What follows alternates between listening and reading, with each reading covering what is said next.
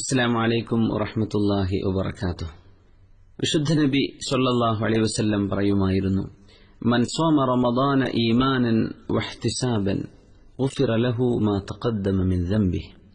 ആരെങ്കിലും ഈ വിശുദ്ധ റമദാൻ മാസം വിശ്വസിച്ച് മനസ്സുറപ്പിച്ചുകൊണ്ടും തനിക്ക് ഈ നോമ്പിന് സർവശക്തൻ പ്രതിഫലം നൽകും എന്ന് വിശ്വസിച്ചുകൊണ്ടും ഒരാൾ നോമ്പനുഷ്ഠിക്കുകയാണെങ്കിൽ ഗുഫിറ ലഹു മാ തഖദ്ദമ മിൻ ദംബിഹി, അവന്റെ കഴിഞ്ഞുപോയ കാലത്തെ സർവ ചെറുദോഷങ്ങളും അള്ളാഹു പുറത്തു കൊടുക്കും. വിശുദ്ധ റമദാനിലെ നോമ്പനുഷ്ഠാനം ഒരു ആചാരമായിട്ടല്ല, മറ്റാർക്കോ വേണ്ടിയല്ല, കൂട്ടുകാരും നാട്ടുകാരുമെല്ലാം അത് ചെയ്യുന്ന പക്ഷം ഞാനും അതിലൊരാളായിട്ട് അങ്ങനെയല്ല.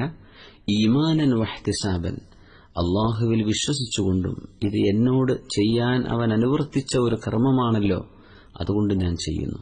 വഹ്തിസാബൻ, ഇതിന് പ്രതിഫലം അള്ളാഹു നൽകുമല്ലോ, അതുദ്ദേശിച്ചുകൊണ്ടാണ് ഞാനിത് ചെയ്യുന്നത്. അങ്ങനെയാണെങ്കിൽ ഗുഫിറ ലഹു മാ തഖദ്ദമ മിൻ ദംബിഹി. കാരണം നോമ്പിന്റെ പ്രതിഫലം എന്തെങ്കിലും നിശ്ചയിക്കപ്പെട്ട ഒരു പ്രത്യേക പ്രതിഫലമല്ല, കയ്യും കണക്കുമില്ലാതെ അള്ളാഹു പ്രതിഫലം നൽകുന്ന ഒരു കർമ്മമാണിത്.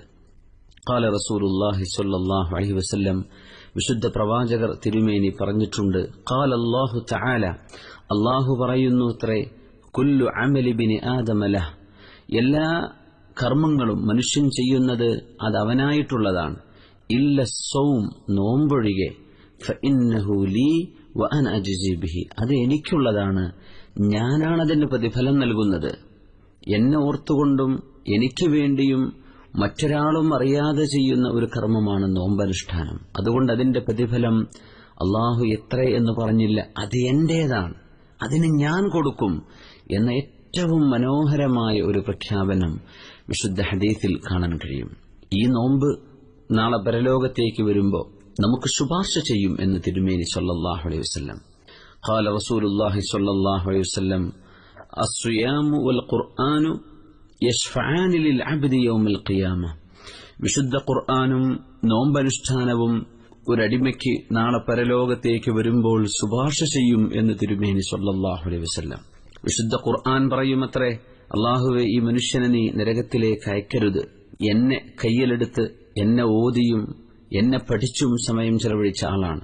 നോമ്പ് പറയുമത്രേ, അല്ലാഹുവേ, എത്ര കടുത്ത ചൂടിലും നീ നോമ്പനുഷ്ഠിക്കണമെന്ന് പറഞ്ഞപ്പോ നിനക്ക് വേണ്ടി അത് ചെയ്ത ആളാണ് ഇയാൾ, അതുകൊണ്ട് ഇവളെ അല്ലെങ്കിൽ ഇവനെ നീ ശിക്ഷിക്കരുതേ എന്ന്